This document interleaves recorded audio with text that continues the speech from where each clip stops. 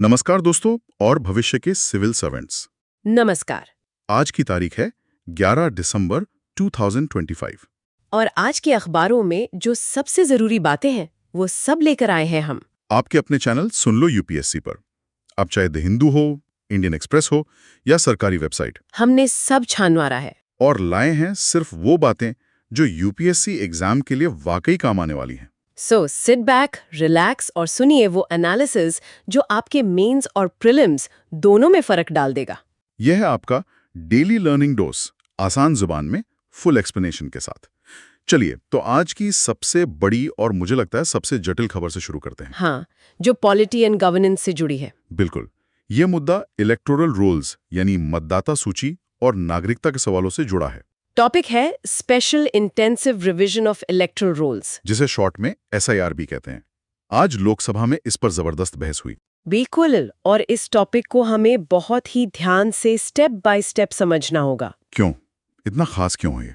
क्योंकि ये सिर्फ एक खबर नहीं है, ये हमारे लोकतंत्र की बुनियाद यानी वोटर लिस्ट की पवित्रता और एक नागरिक के अधिकारों से सीधा सीधा जुड़ा है। अच्छा, हाँ, इसमें लीगल एस्पेक्ट्स भी हैं, पॉलिटिकल डायमेंशंस भी हैं और जमीनी हकीकत भी है। तो सबसे पहले हुआ क्या है? आज लोकसभा में ऐसा क्या हुआ कि ये टॉपिक सुर्खियों में आ गया? आज लोकसभा में union home minister Amit Shah ने सरकार का पक्ष बहुत मजबूती से रखा।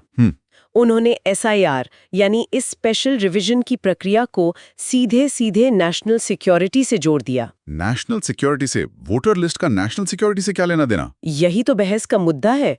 उन्होंने एक सिद्धांत का जिक्र किया जो इस पूरी बहस का केंद्र बन गया है। Detect, delete and deport. Detect, delete, deport मतलब पहचानो, हटाओ और देश से निकालो। हाँ, ये तो सुनने में बहुत सीधा और सख्त लगता है। बिल्कुल। उनका तर्क था कि वोटर लिस्ट सिर्फ वोट डालने का दस्तावेज नहीं है, ये राष्ट्रीय सुरक्षा का भी मामला है। अच्छा, हमें ये सुनिश्चित करना होगा कि कोई भी घुसपैठिया, कोई भी अवैध अप्रवासी हमारी लोकतांत्रिक प्रक्रिया का हिस्सा न बन पाए। तो एसआईआर को एक टूल की तरह इस्तेमाल करने की बात हो रही है। एग्जैक्टली, कि इस एसआईआर प्रक्रिया के जरिए ऐसे लोगों को पहले डिटेक्ट किया जाएगा, फिर वोटर लिस्ट से उनका नाम डिलीट किया जाएगा और फिर उन्हें देश से डिपोर्ट करने की प्रक्रिया शुरू की जाएगी। जी, मैं समझ गया।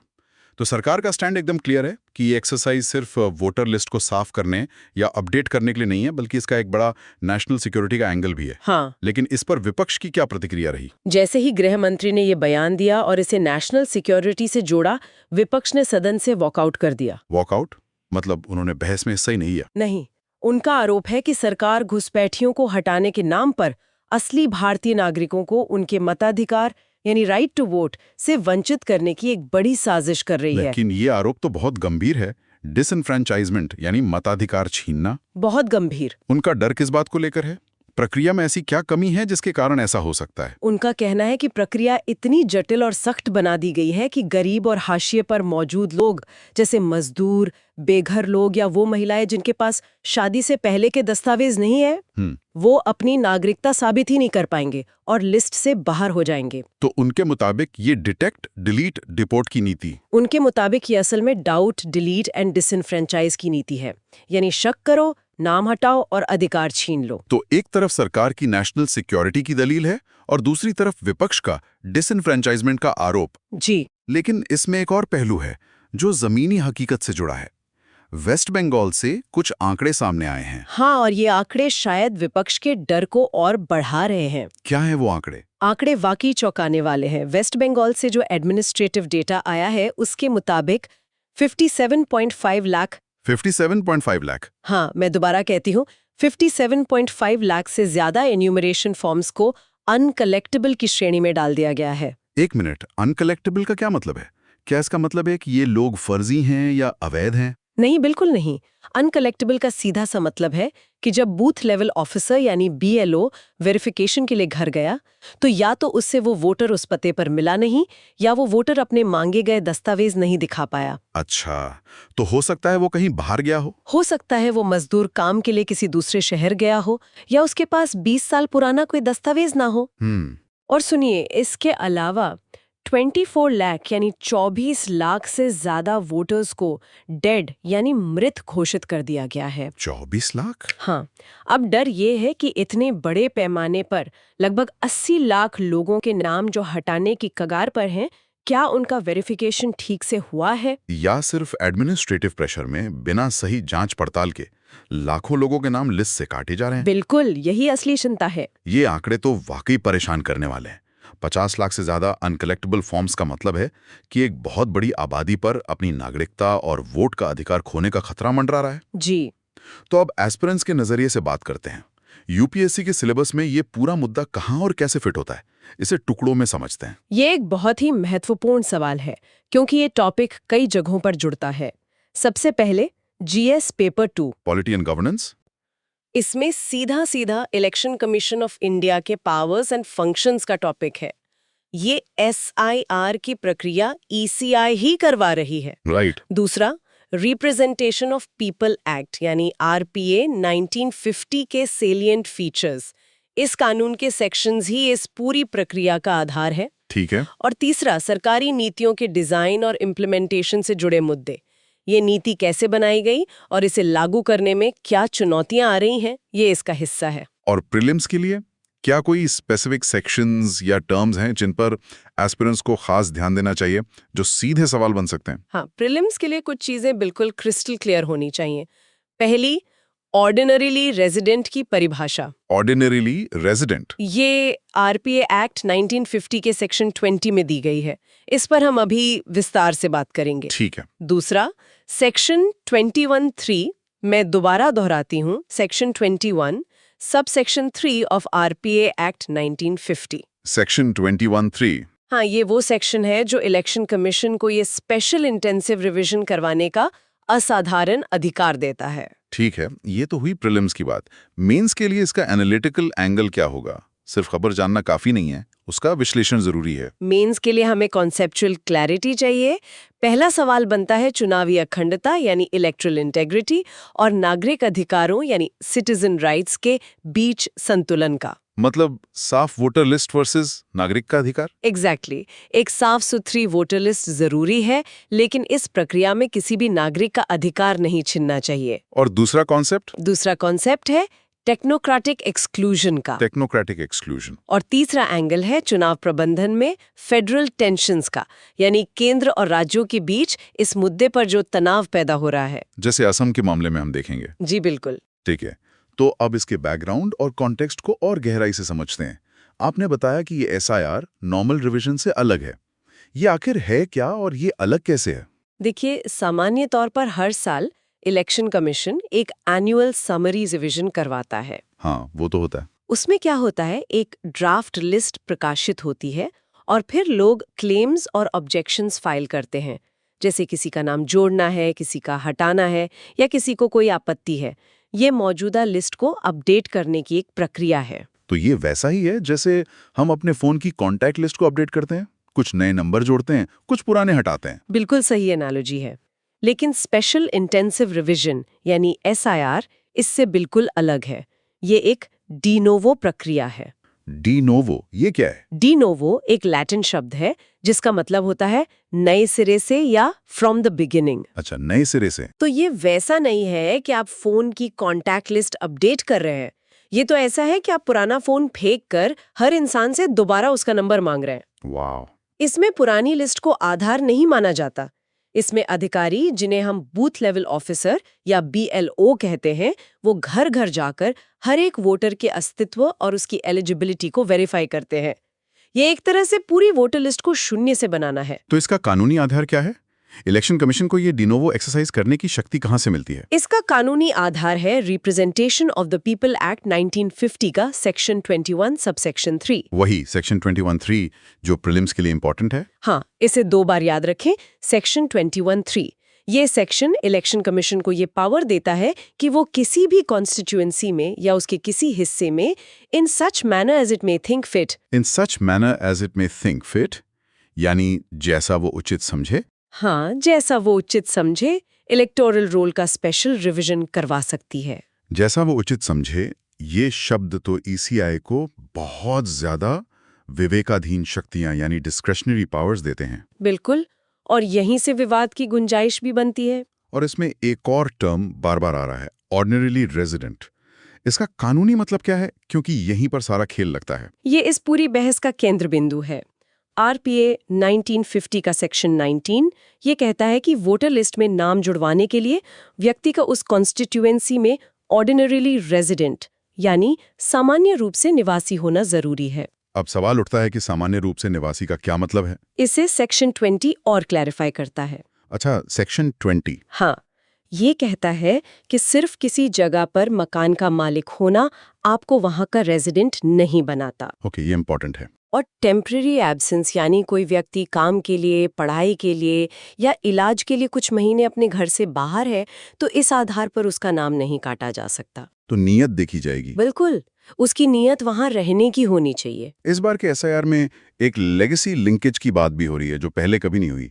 ये क्या चीज है और ये इतनी विवादास्पद क्यों है? लेगेसी लिंकेज इस बार के एसआईआर का सबसे विवादास्पद और नया नियम है। Legacy linkage? इसके तहत वोटर्स को ये साबित करने के लिए कहा जा रहा है कि वो या उनके पूर्वज 2002 से 2005 के बीच के इलेक्टोरल रोल्स में मौजूद थे। एक मिनट, 2002-2005 मतलब 20-22 साल पुराना रिकॉर्ड। हाँ, उन्हें 20-22 साल पुराना एक दस्तावेजी लिंक दिखाना होगा ये साबित करने के लिए कि वो लंबे समय से यहीं के निवासी हैं। लेकिन ये तो बहुत मुश्किल होगा ना? आलोचकों का यही कहना है कि ये नियम उन लाखों लोगों के लिए बहुत बड़ी मुसीबत है जिनके पास इतने पुराने रिकॉर्ड्स नहीं हैं या उन रिकॉर्ड्स में नाम की स्पेलिंग में गलती है। और जमीनी स्तर पर ये सारा काम बूथ लेवल ऑफिसर यानी BLO कर रहे हैं। उन पर किस तरह का दबाव है?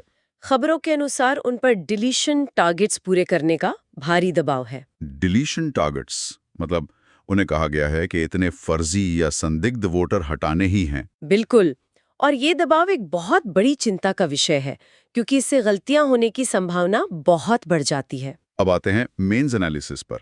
सरकार के डिटेक्ट, डिलीट, डिपोर्ट डॉक्ट्रिन को थोड़ा और गहराई से समझते हैं। सरकार ने अपने बचाव में क्या तर्क दिए? गृह मंत्री का संसद में दिया गया बयान एनसीआर की प्रक्रिया को सिर्फ एक एडमिनिस्ट्रेटिव एक्सरसाइज से उठाकर एक नेशनल सिक्योरिटी डॉक्ट्रिन बना देता है। सरकार का तर्क है कि ये एक जरूरी मैकेनिज्म है जिससे ये सुनिश्चित किया जा सके कि इन्फिल्ट्रेटर्स लोकतांत्रिक नतीजों को प्रभावित न कर सकें। और उन्होंने अपने तर्क को मजबूत करने के लिए कुछ उदाहरण भी दिए। हाँ, अपनी बात को सही ठहराने के लिए उन्होंने 1952, 1957 और बाद के कांग्रेस शासन में हुए एसआईआर का हवाला भी दिया। अच्छा, तो वो ये कहना चाहते हैं कि ये कोई नई बात नहीं है। एग्जैक्टली। वो ये दिखाना चाहते थे कि ये कोई नई या राजनीतिक रूप से प्रेरित प्रक्रिया नहीं है, बल्कि ये पहले भी होती रही है और एक रूटीन प्रशासनिक काम है। लेकिन आलोचक इस तर्क को क्यों नहीं मान रहे? उनका काउंटर आर्ग्यूमेंट क्या है? आलोचकों का कहना है कि इलेक्टोरल रोल्स को डिपोर्टेशन यानी देश से निकालने की प्रक्रिया से जोड़ना इलेक्शन कमीशन की स्वायत्तता और उसके काम का दुरुपयोग है। कैसे? देखिए, नागरिकता तय करना एक क्वाजी जुडिशियल प्रक्रिया है जो फॉरेनर्स ट्रिब्यूनल्स या जुडिशरी का काम है। राइट। ये ईसीआई का काम नहीं है।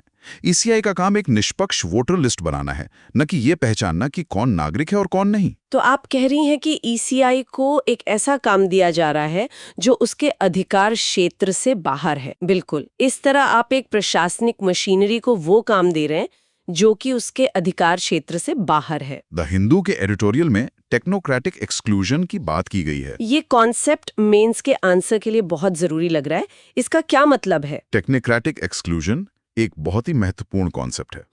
इसका मतलब है टेक्नोलॉजी या जटिल तकनीकी प्रक्रियाओं की वजह से किसी असली हकदार का अपने अधिकार से वंचित हो जाना। मतलब सिस्टम की गलती की वजह से कोई बाहर हो जाए। हाँ। यहाँ इसे दो रूप दिख रहे हैं। पहला है डिजिटल डिसएनफ्रेंचाइजमेंट। लेगेसी लिंकेज का नियम ये मानकर चलता है कि हर भारतीय नागरिक के पास 20 साल पुराने बिल्कुल सही और बिना गलती वाले दस्तावेज होंगे, जो कि एक बहुत बड़ी अजम्पशन है। बिल्कुल, ये सोच जमीनी हकीकत से कोसों दूर है। रुकिए, मतलब सिस्टम खुद ही लोगों को बाहर कर रहा है, कोई इंसान नहीं। इसका कोई रियल वर्ल्ड एग्जाम्पल दीजिए।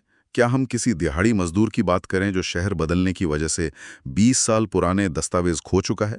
बिल्कुल, या उससे भी आम उदाहरण एक महिला का है। कैसा? जिसके पिता के पुराने रिकॉर्ड में उसका नाम मान लीजिए कुमारी सुनीता है और शादी के बाद के दस्तावेजों में श्रीमती सुनीता शर्मा है। अच्छा, एल्गोरिदम को एक मिसमैच दिखेगा और वो उसे अनकलेक्टेबल के तौर पर फ्लैग कर देगा। जबकि वो एक ही इंसान है। हाँ, ये उन मजदूरों की हकीकत को नहीं देखता जो काम के लिए शहर बदलते रहते हैं, या उन बेघर लोगों की जिनके पास कोई स्थायी पता ही नहीं है। और इसका दूसरा रूप क्या है? दूसरा रूप है algorithmic errors. Algorithmic errors. Voter lists को साफ करने के लिए सॉफ्टवेयर का इस्तेमाल किया जा रहा है।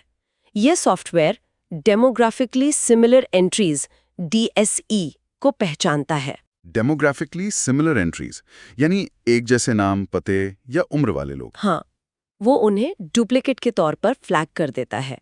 ये वैसा ही है जैसे कभी-कभी YouTube आपको एक ही तरह के वीडियो दिखाता रहता है, क्योंकि उसका एल्गोरिथम सोचता है कि आपको बस वही पसंद है। समझ गया। यहाँ भी सॉफ्टवेयर एक जैसे नाम देखकर उन्हें डुप्लीकेट मान लेता है, जबकि वो दो अलग-अलग इंसान हो सकते हैं। जैसे एक ही घर में पिता और पुत्र का नाम एक जैसा हो। एग्जैक्टली। वेस्ट बंगाल का 57.5 लाख अनकलेक्टेबल फॉर्म्स का आंकड़ा शायद इसी का नतीजा है। इसमें फेडरल फ्रिक्शन यानी केंद्र राज्य के बीच तनाव का एंगल भी है, खासकर असम को लेकर। वो क्या मामला है? हाँ, ये एक बहुत बड़ा कानूनी और राजनीतिक सवाल खड़ा करता है। सुप्रीम कोर्ट ने इलेक्शन कमीशन को नोटिस जारी कर पूछा है। नोटिस? हाँ, नोटिस जारी कर पूछा है कि असम को SRI की इस कड़ी प्रक्रिया से छूट क्यों दी गई है। अच्छा, ये तो दिलचस्प है। याचिकाकर्ताओं का तर्क है कि असम में अवैध आप्रवासन का एक लंबा और विवादित इतिहास रहा है। NRC की प्रक्रिया भी वहीं हुई। सही बात है। तो जिस राज्य में ये समस्या सबसे ज्यादा बताई जाती है, उसे इस प्रक्रिया से बाहर रखना और दूसरे राज्यों में इसे इतनी सख्ती से लागू करना मनमाना और भेदभावपूर्ण लगता है। तो क्या ये संविधान का उल्लंघन हो सकता है? हाँ, ये संविधान के आर्टिकल 14 यानी राइट टू इक्वालिटी का उल्लंघन हो सकता है। तो इस पूरी जटिल स्थिति में आगे का रास्ता क्या हो सकता है? कोई सोल्यूशन? देखिए, 2-3 कदम तुरंत उठाए जा सकते हैं। पहला, ट्रांसपेरेंसी यानी पारदर्शिता। पारदर्शिता कैसे? इलेक्शन कमीशन को सभी राज्यों के चीफ इलेक्टोरल ऑफिसर्स को ये निर्देश देना चाहिए कि वोटर्स के नाम हटाने की जो संभावित लिस्ट है, उसे फाइनल करने से पहले सभी मान्यता प्राप्त राजनीतिक दलों के साथ साझा किया जाए, ताकि वो भी चेक कर सकें। हाँ। दूसरा, प्रिजम्पशन ऑफ वैलिडिटी। इसका क्या मतलब है? कानून का सिद्धांत ये होना चाहिए कि लिस्ट में मौजूद हर नाम तब तक वैध माना जाए जब तक उसे हटाने का पुख्ता सबूत ना हो। तो बर्डन ऑफ प्रूफ राज्य पर होना चाहिए। बिल्कुल। किसी का नाम हटाने का सबूत देने की जिम्मेदारी यानी बर्डन ऑफ प्रूफ राज्य की होनी चाहिए, नागरिक की नहीं। सिर्फ संदिग्ध होने के आधार पर किसी का नाम नहीं हटाया जाना चाहिए। ये वाकई एक बहुत बड़ा और संवेदनशील मुद्दा है। चलिए अब शासन से जुड़े एक और बड़े मुद्दे पर आते हैं, जहां कार्यपालिका और न्यायपालिका की शक्तियों के बीच की रेखा पर बहस हो रही है। बिल्कुल। ये सुप्रीम कोर्ट के एक अहम फैसले से है, जो गवर्नर यानी राज्यपाल की शक्तियों से संबंधित है। यह है 16th प्रेसिडेंशियल रेफरेंस। जी, ये मामला भी फेडरलिज्म यानी संघवाद और सेपरेशन ऑफ पावर्स यानी शक्तियों के पृथक्करण के सिद्धांतों से बहुत गहराई से जुड़ा है। तो मामला क्या है? मामला ये है कि सुप्रीम कोर्ट ने 16th प्रेसिडेंशियल रेफरेंस पर अपनी एडवाइजरी ओपिनियन यानी सलाहकारी राय दी है। कोर्ट ने ये तो साफ कर दिया कि गवर्नर किसी बिल पर अनिश्चित काल तक इंडेफिनेटली नहीं बैठ सकते। ये तो अच्छी बात है। लेकिन कोर्ट ने कोई तय समय सीमा यानी रिजिड टाइमलाइन बताने से इनकार कर दिया। रुकिए, ये तो एक विरोधाभास जैसा लगता है। कोर्ट कह रहा है तेजी से काम करो, लेकिन ये नहीं बता रहा कि कितनी तेजी से। हाँ, बिल्कुल। कोर्ट ने ऐसा क्यों किया? यही इस पूरे मामले का क्रक्स है और यहीं से UPSC का सवाल बनता है। पहले इसकी रेलेवेंस समझ लेते हैं। GS पेपर 2, इसमें एग्जीक्यूटिव और जुडिशरी का कामकाज, गवर्नर का पद, उनकी शक्तियां और जिम्मेदारियां, federalism, judicial review versus separation of powers. हाँ, ये सारे टॉपिक सीधे सीधे इससे जुड़ते हैं। तो इसका बैकग्राउंड क्या है? ये मामला सुप्रीम कोर्ट तक पहुंचा कैसे? इसका बैकग्राउंड है article 200। Article 200 of the constitution. जी, संविधान का आर्टिकल 200 राज्यपाल को 4 विकल्प देता है जब कोई बिल राज्य की विधानसभा से पास होकर उनके पास आता है। 4 विकल्प कौन कौन से? पहला, वो बिल पर अपनी सहमति यानी असेंट दे दें। सिंपल। दूसरा, वो सहमति रोक लें यानी विदहोल्ड असेंट। ठीक है। तीसरा, वो बिल को विधानसभा को पुनर्विचार के लिए लौटा दें। लेकिन इसमें एक शर्त है। हाँ, अगर वो मनी बिल है तो नहीं लौटा सकते। और चौथा? और चौथा, वो बिल को राष्ट्रपति के विचार के लिए आरक्षित यानी रिजर्व कर लें। तो विवाद कहाँ से शुरू हुआ? ये तो काफी क्लियर लगता है। विवाद तब शुरू हुआ जब विपक्ष शासित राज्यों, खासकर तमिलनाडु और केरल के राज्यपालों पर ये आरोप लगने लगे कि वो राज्य सरकार द्वारा पास किए गए बिलों को सालों तक अपनी टेबल पर रखे रहते हैं। मतलब इन चारों में से कोई एक्शन ही नहीं लेते। एग्जैक्टली ना तो वो हाँ कहते हैं, ना और ना ही लौटाते हैं। इसे ही पॉकेट वीटो का इस्तेमाल कहा गया। अच्छा, ये है पॉकेट वीटो। ये मामला सुप्रीम कोर्ट में गया और state of Tamil Nadu versus governor of Tamil Nadu case April 2025 में सुप्रीम कोर्ट ने टाइमलाइन तय कर दी थी। तो फिर ये रेफरेंस क्यों? इसके बाद इस न्यायिक फैसले पर स्पष्टता के लिए प्रेसिडेंट ने संविधान के आर्टिकल 143 के तहत सुप्रीम कोर्ट से एडवाइजरी ओपिनियन मांगी। तो ये आर्टिकल 143 यानी एडवाइजरी जुरिस्डिक्शन क्या है? आसान भाषा में समझाइए। आर्टिकल 143 राष्ट्रपति को ये शक्ति देता है कि वो किसी कानूनी या सार्वजनिक महत्व के तथ्य पर सुप्रीम कोर्ट से सलाह मांग सकते हैं। तो ये सलाह मानना राष्ट्रपति के लिए बाध्यकारी है? नहीं, ये सलाह मानना राष्ट्रपति के लिए बाध्यकारी यानी बाइंडिंग नहीं है, लेकिन इस सलाह का वजन बहुत होता है। तो कोर्ट ने इस रेफरेंस में टाइमलाइन तय करने से मना क्यों कर दिया? उनका तर्क क्या था? कोर्ट का तर्क जुडिशियल रिस्ट्रेंट के सिद्धांत पर आधारित था। Judicial restraint? हाँ, कॉन्स्टिट्यूशन बेंच ने कहा कि 3 महीने या 6 महीने जैसी कोई टाइमलाइन तय करना जुडिशरी का काम नहीं है। क्यों नहीं? ऐसा करना संविधान को दोबारा लिखने जैसा होगा, जो सेपरेशन ऑफ पावर्स के सिद्धांत का उल्लंघन है। अच्छा।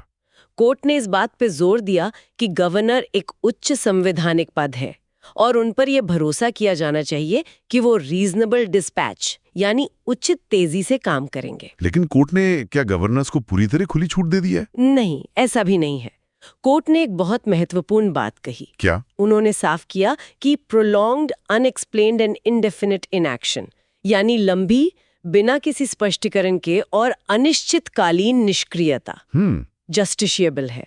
मतलब अगर कोई गवर्नर ऐसा करता है तो उसे कोर्ट में चुनौती दी जा सकती है और ऐसी स्थिति में कोर्ट लिमिटेड मैंडेमस जारी कर सकता है। तो फिर इसकी आलोचना क्यों हो रही है? द हिंदू का एडिटोरियल इसे एब्डिकेशन ऑफ जुडिशियल फंक्शन यानी न्यायिक कर्तव्य का त्याग क्यों कह रहा है? आलोचना का आधार ये है कि कोर्ट ने संवैधानिक विकृति यानी कॉन्स्टिट्यूशनल परवर्जन की हकीकत को अनदेखा कर दिया है। मतलब? संविधान बनाने वालों ने टाइमलाइन इसलिए नहीं लिखी क्योंकि उन्हें उम्मीद थी कि गवर्नर एक न्यूट्रल अंपायर की तरह काम करेंगे। हाँ। लेकिन आज की राजनीतिक हकीकत यह है कि गवर्नर अक्सर केंद्र सरकार के एजेंट की तरह काम करते हैं और चुनी हुई राज्य सरकारों के काम में बाधा डालते हैं। तो संविधान की चुप्पी का फायदा उठाया जा रहा है। बिल्कुल, संविधान की चुप्पी का फायदा उठाकर गवर्नर चुनी हुई विधायिका की इच्छा को खत्म कर सकते हैं।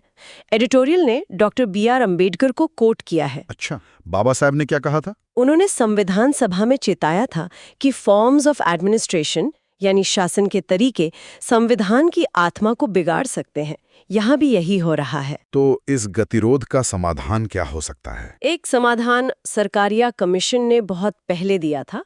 उन्होंने सिफारिश की थी कि गवर्नर की सहमति के लिए एक समय सीमा संविधान में ही लिखी जानी चाहिए। और दूसरा रास्ता? दूसरा रास्ता ये है कि पार्लियामेंट खुद आर्टिकल 200 में संशोधन करे और as soon as possible but not later than X months जैसा कोई क्लॉज जोड़ दे, ताकि ये अस्पष्टता हमेशा के लिए खत्म हो जाए। शासन में तकनीक के इस्तेमाल की बात हो रही थी और इसी से जुड़ी एक और महत्वपूर्ण खबर है डिजिटल सेंसस 2027 के बारे में। हाँ, minister of state for home affairs Nityanand Rai ने संसद में बताया कि सेंसस 2027 यानी 2027 की जनगणना भारत का पहला डिजिटल सेंसस होगा। पहला डिजिटल सेंसस, ये एक बहुत बड़ा बदलाव है। बहुत बड़ा। इसकी मुख्य विशेषताएं क्या होंगी? सबसे पहली और बड़ी विशेषता है इसका मोड। ये 100% डिजिटल होगा। 100%? जी, जो एन्यूमरेटर्स यानी जनगणना कर्मचारी घर घर जाते हैं, वो अब कागज और कलम की जगह अपने स्मार्टफोन पर एक मोबाइल ऐप के जरिए डेटा इकट्ठा करेंगे। किसके लिए सरकार डिवाइस देगी? नहीं, इसके लिए bring your own device model अपनाया जाएगा। अच्छा। और क्या नया है इसमें? दूसरी बड़ी और नई चीज है सेल्फ एन्यूमरेशन का फीचर। सेल्फ एन्यूमरेशन मतलब हम खुद अपनी जानकारी भर सकते हैं? बिल्कुल, इसमें नागरिकों को एक पोर्टल का लिंक दिया जाएगा जहां वो खुद ऑनलाइन अपना और अपने परिवार का डेटा भर सकेंगे। ये तो बहुत कन्वीनियंट होगा, खासकर शहरों में। हाँ, ये खास तौर पर शहरी आबादी के लिए बहुत उपयोगी होगा, जहां लोग दिन में घर पर नहीं मिलते। और इसकी टाइमलाइन क्या तय की गई है? इसकी टाइमलाइन भी आ गई है। फेज 1, जिसमें हाउस लिस्टिंग यानी मकानों की गिनती होती है, वो अप्रैल से सितंबर 2026 के बीच होगा। ठीक है। फेज 2, जिसमें पॉपुलेशन एन्यूमरेशन यानी लोगों की गिनती होती है, वो फरवरी 9 से 28 2027 तक चलेगा। और सबसे जरूरी, इसकी रेफरेंस डेट। इसकी रेफरेंस डेट होगी मार्च 1, 2027 रात 12 बजे। इसका मतलब है कि उस क्षण पर जो व्यक्ति जहां है उसकी गिनती वहीं होगी। डिजिटल होने के फायदे तो साफ हैं, जैसे स्पीड और एक्यूरेसी। लेकिन इसकी चुनौतियां क्या हैं? चुनौतियां भी बहुत बड़ी हैं। पहली है डिजिटल डिवाइड। Digital divide? हाँ, गांव में या बुजुर्ग लोगों के लिए सेल्फ एन्यूमरेशन करना या डिजिटल प्रक्रिया को समझना मुश्किल हो सकता है। और दूसरी चुनौती? दूसरी सबसे बड़ी चुनौती है प्राइवेसी एंड सिक्योरिटी की। Data security. हाँ, 1.4 बिलियन लोगों का पर्सनल डेटा एक जगह इकट्ठा करना उसे एक बहुत बड़ा साइबर सिक्योरिटी टारगेट बना देगा। डेटा की सुरक्षा सुनिश्चित करना सरकार के लिए सबसे बड़ी प्राथमिकता होगी। तो जहां सरकार प्रशासन में अपनी पकड़ मजबूत कर रही है, वहीं अर्थव्यवस्था में अपनी पकड़ ढीली करने की कोशिश भी कर रही है, ताकि निवेश बढ़ सके। सही कहा। इसी से जुड़े 2 बड़े बिल आज संसद से पास हुए हैं। जी, ये सेकेंड जनरेशन रिफॉर्म्स का हिस्सा माने जा रहे हैं। ये बिल हैं The Oil Fields Regulation and Development Amendment Bill 2024 oil fields bill और The Boilers Bill 2024। Boilers bill. ठीक है, पहले ऑयल फील्ड्स बिल के बारे में बताइए। इसका मकसद क्या है और इसमें क्या बड़े बदलाव किए गए हैं? ऑयल फील्ड्स बिल 2024 का मुख्य उद्देश्य है 1948 के यानी आजादी के ठीक बाद बने एक पुराने कानून को मॉडर्नाइज करना। 1948 का कानून, वाह। हाँ, इसका लक्ष्य है घरेलू तेल और गैस की खोज यानी डोमेस्टिक एक्सप्लोरेशन को बढ़ावा देना। क्यों? क्योंकि आज भी हम अपनी जरूरत का 85% से ज्यादा कच्चा तेल आयात करते हैं। तो मूल रूप से सरकार कह रही है, आओ तेल खोजो और अगर कोई गलती हो जाती है तो हम तुम्हें जेल नहीं भेजेंगे, बस जुर्माना लगाएंगे। क्या यही इसका सार है? आपने बिल्कुल सही पकड़ा। अच्छा, यही तीसरा और सबसे महत्वपूर्ण सुधार है, डीक्रिमिनलाइजेशन।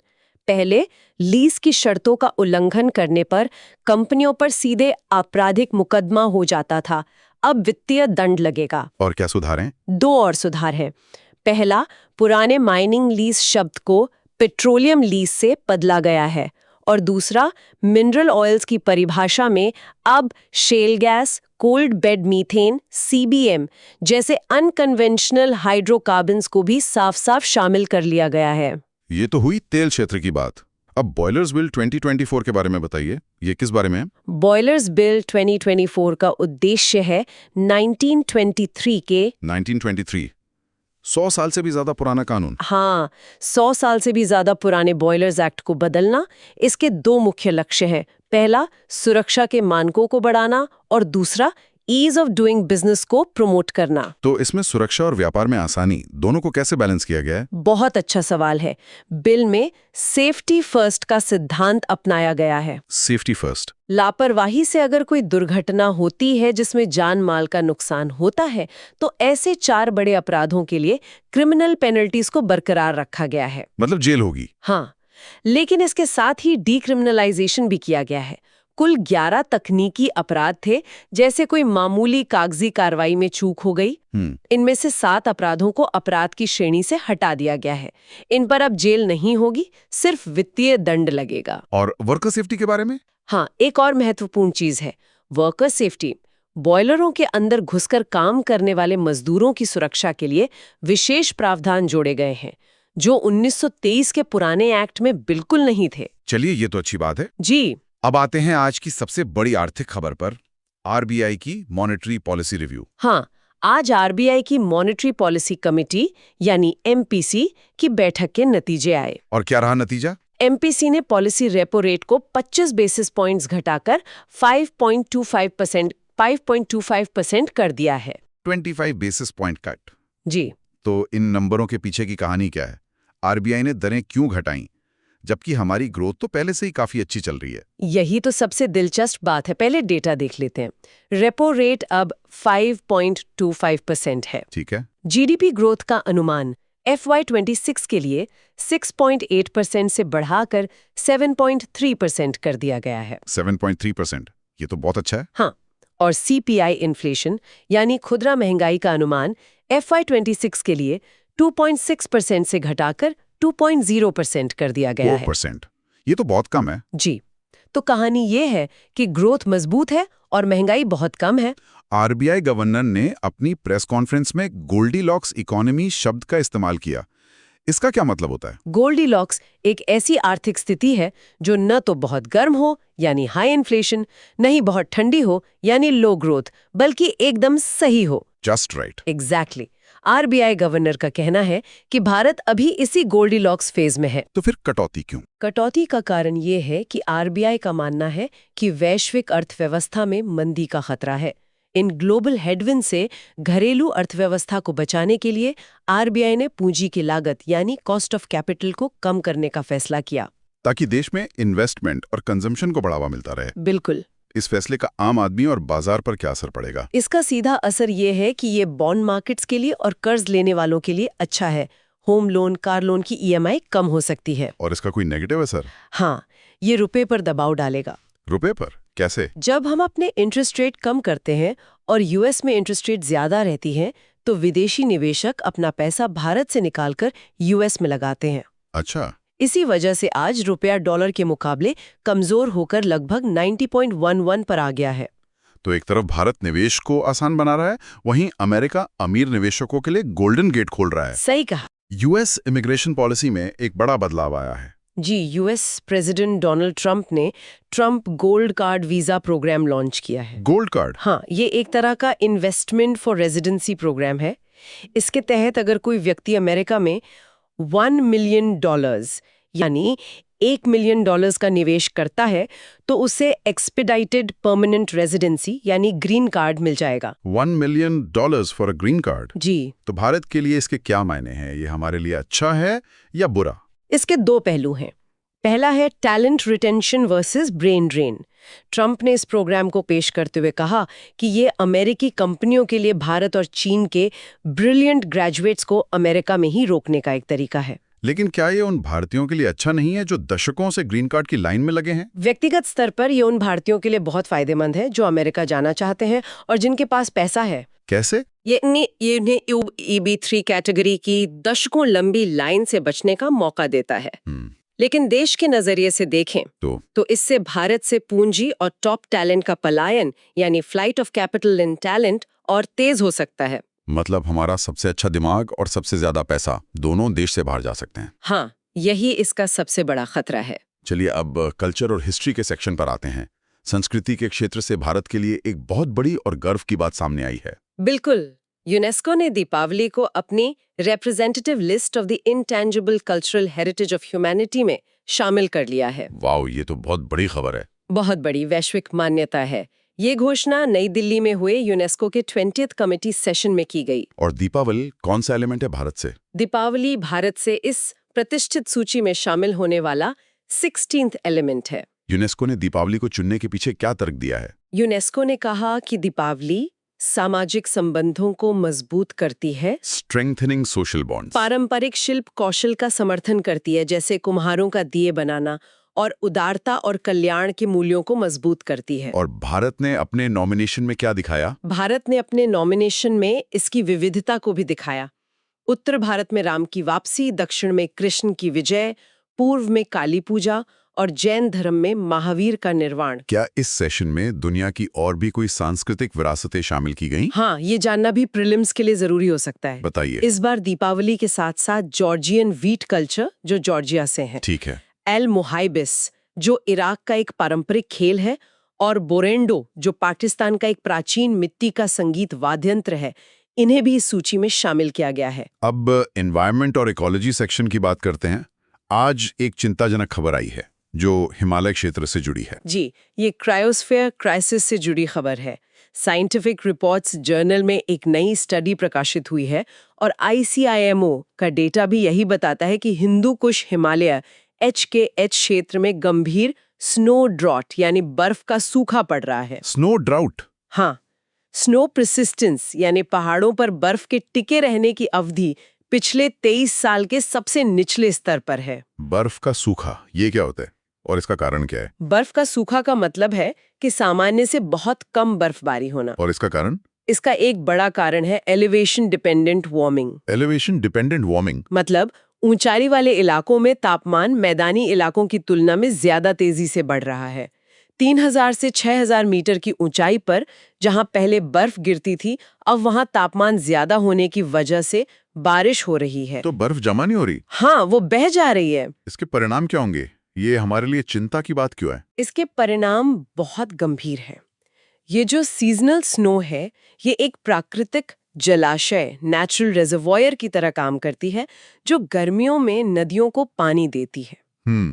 इसके कम होने से एग्रीकल्चर, हाइड्रो पावर और सबसे बढ़कर डाउनस्ट्रीम में रहने वाले लगभग 2 अरब 2 बिलियन लोगों की वाटर सिक्योरिटी पर इसका सीधा असर पड़ेगा। 2 अरब लोग, ये तो बहुत बड़ा इम्पैक्ट है। बहुत बड़ा।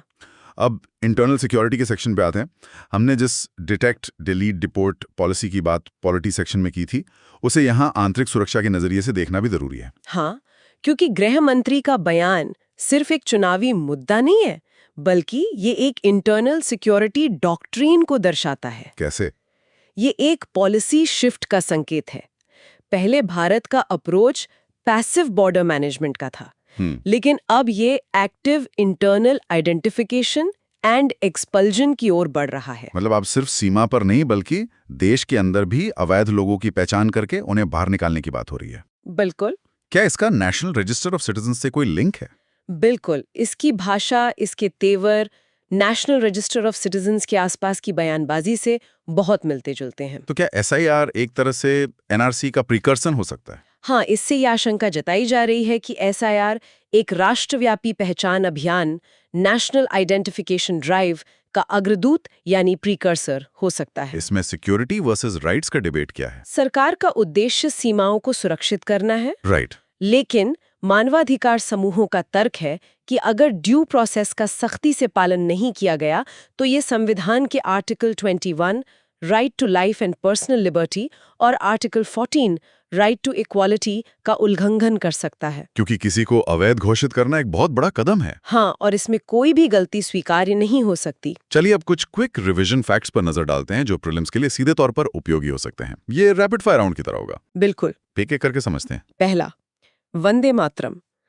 1937 के कांग्रेस वर्किंग कमेटी CWC के कैलकाटा रेजोल्यूशन में ये तय हुआ था कि गैर हिंदू भावनाओं का सम्मान करने के लिए वंदे मातरम के केवल पहले 2 छंदों को ही राष्ट्रगान के रूप में अपनाया जाएगा। दूसरा, प्रॉम्प्टेड प्लेलिस्ट। ये स्पॉटिफाई का एक नया AI फीचर है जो यूजर्स को टेक्स्ट प्रॉम्प्ट्स यानी अपनी पसंद लिखकर प्लेलिस्ट बनाने की सुविधा देता है। तीसरा, आर्टिकल 143। ये सुप्रीम कोर्ट की एडवाइजरी जुरिस्डिक्शन है। इस पर दी गई राय राष्ट्रपति या अदालतों पर बाध्यकारी नहीं होती, लेकिन इसका परसुएसिव वैल्यू बहुत ज्यादा होता है। चौथा, गोल्डीलॉक्स इकोनॉमी। ये एक ऐसी अर्थव्यवस्था है जहां मध्यम विकास, मॉडरेट ग्रोथ हो और कम मुद्रास्फीति, लो इन्फ्लेशन हो। पांचवा, सेक्शन 20 RPA 1950। ये ऑर्डिनरीली रेजिडेंट को परिभाषित करता है। याद रखिए, घर का मालिक होना काफी नहीं है और अस्थायी अनुपस्थिति किसी को वोट के अधिकार से अयोग्य नहीं बनाती। अगला, नुचपी लाल। इसका मतलब है वुमेन्स वॉर या महिलाओं का युद्ध। ये मणिपुर में हुआ था, पहली बार 1904 में जबरन मजदूरी के खिलाफ और दूसरी बार 1939 में चावल के निर्यात के खिलाफ। हाल ही में राष्ट्रपति मुर्मू ने इसके स्मारक का दौरा किया। सातवां, अल मुहाइबिस। ये इराक का एक पारंपरिक खेल है जिसमें एक अंगूठी छिपाई जाती है। इसे हाल ही में यूनेस्को ICH सूची में शामिल किया गया है। आठवां, जॉर्जियन व्हीट कल्चर। ये जॉर्जिया में गेहूं की खेती से जुड़ी परंपराएं हैं जिन्हें यूनेस्को सूची में शामिल किया गया है। नौवां, बोरेंदो। ये पाकिस्तान का एक प्राचीन मिट्टी का संगीत वाद्य यंत्र है, इसे भी यूनेस्को सूची में शामिल किया गया है। और 10वां, पेट्रोलियम लीज। ये ऑयल फील्ड्स अमेंडमेंट बिल 2024 द्वारा लाया गया नया शब्द है जो पुराने माइनिंग लीज शब्द की जगह लेगा। बहुत बढ़िया। अब आते हैं मीन्स आंसर राइटिंग प्रैक्टिस पर। आज हमारे पास 2 सवाल हैं। पहला, GS पेपर 2 पॉलिटी से। सवाल है, 16वें राष्ट्रपति संदर्भ में राज्यपालों के लिए कठोर समय सीमा निर्धारित करने से सुप्रीम कोर्ट का इनकार शक्तियों के पृथक्करण को तो बनाए रखता है, लेकिन संघीय गतिरोध का खतरा पैदा करता है। चर्चा करें। ये एक बहुत ही बेहतरीन एनालिटिकल सवाल है। हाँ, तो इसे कैसे अप्रोच करेंगे? अगर ये सवाल मेरे सामने आए तो मैं इसे ऐसे अप्रोच करूंगी। इंट्रोडक्शन में 16th प्रेसिडेंशियल रेफरेंस का जिक्र करूंगी। ठीक है। बॉडी के पार्ट 1 में जुडिशियल रिस्ट्रेंट के पक्ष में तर्क दूंगी। सेपरेशन ऑफ पावर्स, आर्टिकल 50 का सम्मान। और पार्ट 2 में? पार्ट 2 में फेडरल पैरालिसिस के खतरों के बारे में बताऊंगी कि ये कैसे पॉकेट वीटो को अनुमति देता है। यहाँ डॉक्टर अंबेडकर की चेतावनी का जिक्र जरूर करूंगी। और कंक्लूजन? कंक्लूजन में एक संतुलित राय दूंगी कि स्थायी समाधान के लिए एक संवैधानिक संशोधन ही एकमात्र रास्ता हो सकता है। बहुत बढ़िया। अब दूसरा सवाल, जीएस पेपर 3 इकोनॉमी गवर्नेंस से। ओके। सीमाओं तक दक्षता का वादा तो करता है, लेकिन बहिष्कार की चिंताएं भी पैदा करता है। समालोचनात्मक विश्लेषण करें। ये भी एक बहुत अच्छा विश्लेषणात्मक प्रश्न है। इसका स्ट्रक्चर क्या होगा? इंट्रोडक्शन में टेक्नोक्रेटिक गवर्नेंस को परिभाषित करूंगी। उदाहरण दूंगी सेंसस 27 साय। बॉडी के पार्ट 1 में इसके फायदे यानी एफिशिएंसी गेन्स की बात करूंगी, जैसे स्पीड, डीडुप्लिकेशन। और पार्ट 2 में इसके नेगेटिव साइड की बात करेंगे। हाँ, पार्ट 2 में इसके खतरों यानी एक्सक्लूजन रिस्क्स की बात करूंगी। यहाँ digital divide, algorithmic errors, West Bengal का उदाहरण और टेक्नोक्रेटिक एक्सक्लूजन के कॉन्सेप्ट को समझाऊंगी। और इसका कंक्लूजन में लिखूंगी कि प्रौद्योगिकी को एक इनेबलर यानी सहायक होना चाहिए, गेट कीपर नहीं, और इसके लिए मानवीय विवेक, ह्यूमन डिस्क्रिशन और सोशल ऑडिट्स जैसे तंत्र भी जरूरी हैं। बहुत बढ़िया। और अब समय है आज की लर्निंग को टेस्ट करने का। जी। तैयार हो जाइए हमारे क्विज के लिए। मैं एक एक करके 5 सवाल पूछूंगा। हर सवाल के बाद 5 सेकंड का पॉज होगा। चलिए। पहला सवाल, स्पेशल इंटेंसिव रिवीजन SIR के संदर्भ में इन कथनों पर विचार करें। 1. ये भारत के चुनाव आयोग द्वारा किया जाने वाला एक नियमित वार्षिक अभ्यास है। 2. ये चुनाव आयोग को मतदाता सूची की डी नोवो तैयारी का आदेश देने का अधिकार देता है। 3. Representation of the people act 1950 के तहत किसी निर्वाचन क्षेत्र में केवल एक आवास का मालिक होना सामान्य रूप से निवासी माने जाने के लिए पर्याप्त है। इनमें से कौन सा या से कथन सही है? A. केवल 1, B. केवल 2, C. केवल 2 और 3, D. 1, 2 और 3। इसका सही जवाब है B. केवल 2। स्टेटमेंट 1 गलत है क्योंकि SIR रूटीन नहीं है, समरी रिवीजन रूटीन है। स्टेटमेंट 3 भी गलत है क्योंकि RPA एक्ट का सेक्शन 20 साफ-साफ कहता है कि सिर्फ घर का मालिक होना आपको वहां का निवासी नहीं बनाता। स्टेटमेंट 2 बिल्कुल सही है। सेक्शन 21(3) ECI को डी नोवो लिस्ट बनाने का अधिकार देता है। दूसरा सवाल, हाल ही में यूनेस्को की इंटेंजिबल कल्चरल हेरिटेज इंस्क्रिप्शंस के बारे में कौन सा जोड़ा गलत है? A. Deepavali Bharat, B. Al Muhaibis Saudi Arab, C. Georgian गेहूं संस्कृति जॉर्जिया, D. बोरिंडो पाकिस्तान। सही जवाब है B. अल मुहाइबिस इराक का एक पारंपरिक खेल है, सऊदी अरब का नहीं। बाकी तीनों जोड़े बिल्कुल सही हैं। तीसरा सवाल, नुपीलाल आंदोलन जो हाल ही में खबरों में था, किससे जुड़ा है? A. बंगाल के कपड़ा मजदूर, B. मणिपुर की महिलाएं, C. झारखंड के आदिवासी समुदाय, D. तेलंगाना के किसान। इसका सही जवाब है B. मणिपुर की महिलाएं। नुपी लाल का मणिपुरी में मतलब ही महिलाओं का युद्ध है। चौथा सवाल, बॉयलर्स बिल 2024 के बारे में कौन सा कथन सत्य है? A. ये सभी अपराधों के लिए आपराधिक दंड बढ़ाता है, B. ये बॉयलर विनियमन में राज्य सरकार की भूमिका को पूरी तरह से हटा देता है, C. ये तकनीकी अपराधों को अपराध मुक्त करता है लेकिन दुर्घटनाओं के लिए दंड बरकरार रखता है, D. ये केवल कपड़ा क्षेत्र में उपयोग किए जाने वाले बॉयलरों पर लागू होता है। सही जवाब है C. ये बिल 11 में से 7 तकनीकी अपराधों को डीक्रिमिनलाइज करता है लेकिन लापरवाही से होने वाली दुर्घटनाओं के लिए क्रिमिनल पेनल्टी को बरकरार रखता है। और आखिरी 5वां सवाल, oil fields regulation and development amendment bill 2024 में पेट्रोलियम लीज शब्द किस मौजूदा शब्द की जगह लेगा? A. Exploration licence, B. Mining lease, C. Hydrocarbon permit, D. Drilling rights. सही जवाब है B. Mining lease. बिल का एक मुख्य उद्देश्य हाइड्रोकार्बन के लिए नियमों को सामान्य खनन से अलग करना था। इसीलिए पुराने माइनिंग लीज शब्द को खास तौर पर बनाए गए पेट्रोलियम लीज से बदला गया है। तो दोस्तों, ये था आज का हमारा विस्तृत विश्लेषण। चलिए जल्दी से आज के की टेकअवेज को रिकैप कर लेते हैं। हाँ, पहला, स्पेशल इंटेंसिव रिवीजन और उससे जुड़े लेगेसी लिंकेज और डिटेक्ट डिलीट डिपोर्ट के सिद्धांत को बहुत गहराई से समझें। दूसरा, गवर्नर की शक्तियों पर सुप्रीम कोर्ट की राय और उससे जुड़े आर्टिकल 200 और 143 को अच्छे से रिवाइज करें। तीसरा, आरबीआई की गोल्डीलॉक्स मॉनेटरी पॉलिसी के तहत रीपो रेट में कटौती और भारतीय अर्थव्यवस्था पर उसके प्रभाव को याद रखें। चौथा, दीपावली का यूनेस्को के इंटेंजिबल कल्चरल हेरिटेज लिस्ट में शामिल होना एक महत्वपूर्ण कल्चरल डेवलपमेंट है। और पांचवा, हिंदू कुश हिमालय में स्नो ड्रॉट के पर्यावरणीय और मानवीय परिणामों पर नजर रखें। आज की मेहनत कल की कहानी बदल देगी। अगर ये सेशन अच्छा लगा तो लाइक, शेयर और कमेंट जरूर करो और सब्सक्राइब करो सुन लो यूपीएससी को। 299 रुपीज यानी 299 रुपए मेंबरशिप ज्वाइन करके एक्सक्लूसिव कंटेंट का एक्सेस लो।